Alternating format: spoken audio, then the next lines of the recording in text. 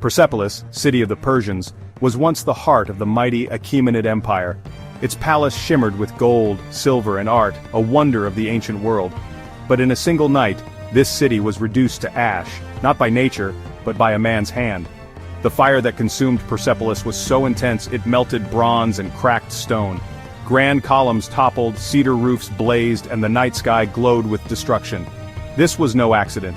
It was a deliberate act, erasing centuries of culture and knowledge. Among the greatest losses was the library, scrolls and tablets holding the wisdom of an empire gone forever. The fire left a gap in human history that can never be filled.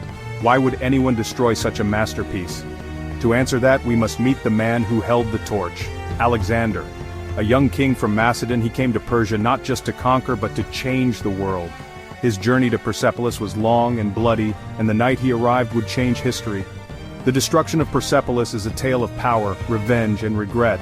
It's a story that echoes through the ages. The city's fall was a turning point, a moment when the world shifted. Alexander's decision would haunt him, and history, for centuries. The ruins of Persepolis remind us of what was lost. They stand as a warning of how quickly greatness can vanish. The story of its burning is not just about the past, but about the choices we make. To understand it, we must look deeper into the man behind the flames. What drove Alexander to destroy a city so magnificent? The answer lies in the clash of empires and the heart of a conqueror. Alexander of Macedon, known as Alexander the Great, was just 20 when he became king. He inherited his father's dream to conquer the Persian Empire. For the Greeks, this was more than conquest. It was revenge for the burning of Athens by Xerxes. Alexander inspired his men with memories of Greek suffering, promising justice for past wrongs. His army, though smaller, outmaneuvered the Persians in legendary battles like Issus and Gaugamela. King Darius III fled, leaving his empire vulnerable. Alexander marched through Persia, capturing cities like Babylon and Susa.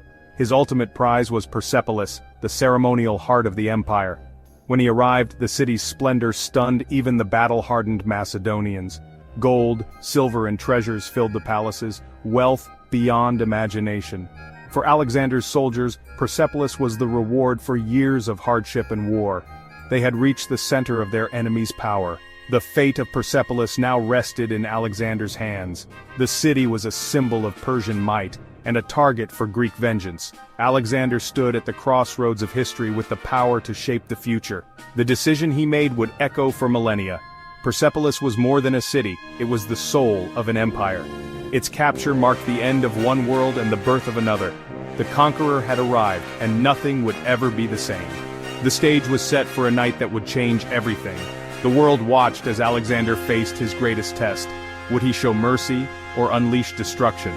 The answer would define his legacy and the fate of Persepolis.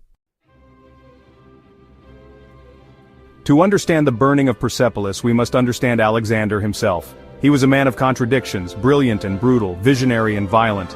Tutored by Aristotle, Alexander was fascinated by philosophy, science, and epic poetry.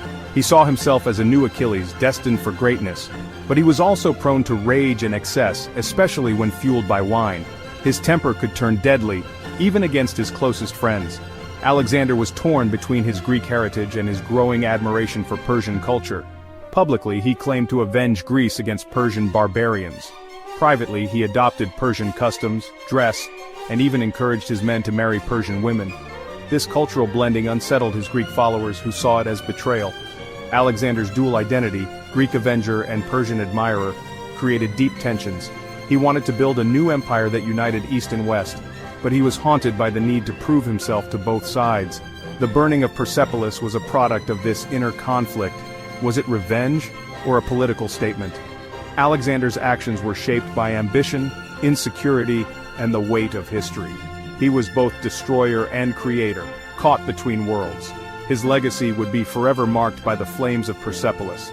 The man who conquered the world could not escape his own contradictions. In the ruins of Persepolis, we see the shadow of Alexander's soul. His story is a warning about the dangers of unchecked power, and a reminder that greatness often comes at a terrible cost. Persepolis was no ordinary city, it was a ceremonial heart built to awe the world. Each spring, envoys from across the empire brought tribute to the King of Kings. The Apadana, a vast audience hall, rose on 72 columns, its walls carved with scenes of unity and power. Next to it stood the throne hall, guarded by stone beasts and filled with treasures. The entire complex was designed to humble visitors, showcasing the might of the Persian kings. Gold, silver, and riches filled the treasury. Wealth accumulated over generations. When Alexander's army entered, they found unimaginable riches. It took thousands of animals to carry away the loot. Persepolis was the economic and symbolic heart of the empire. Its splendor made it a target for those who sought to erase Persian power. The city's grandeur was both its pride and its downfall. For Alexander, Persepolis was the ultimate prize, and the ultimate statement. To destroy it was to destroy the legacy of the Persian kings. The palaces were more than buildings, they were monuments to an empire's glory. Their fall marked the end of an era.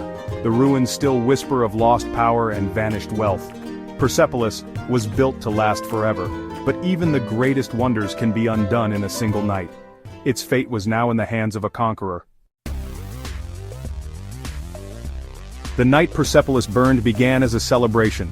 Alexander and his commanders feasted in the palace of Xerxes, surrounded by luxury and memories of war. Wine flowed, emotions ran high, and old wounds resurfaced. In the chaos, a woman named Thais, an Athenian courtesan, rose and called for revenge. She urged the Greeks to burn the palace, avenging Athens' destruction. Her words ignited the drunken crowd. Alexander, swept up in the moment, seized a torch and led the way. The revelers became a mob, setting fire to cedar beams and priceless tapestries. Flames raced through the palace, sealing Persepolis' fate. The destruction was both spontaneous and symbolic, a night of vengeance and loss. The city's treasures, art and knowledge vanished in the inferno. The fire was a turning point, marking the end of Persian glory. Alexander's decision, whether impulsive or planned, changed history. The ruins left behind are a testament to that fateful night. Persepolis was consumed by fire, but its story endures. The night of wine and fire became legend, and the world would never be the same. Thais's role in the burning of Persepolis is shrouded in legend. Ancient writers may have exaggerated her influence, turning her into a symbol of Greek revenge. Whether real or myth, her story captures the passion and chaos of that night. Thais represents the desire for justice and the danger of letting emotion rule.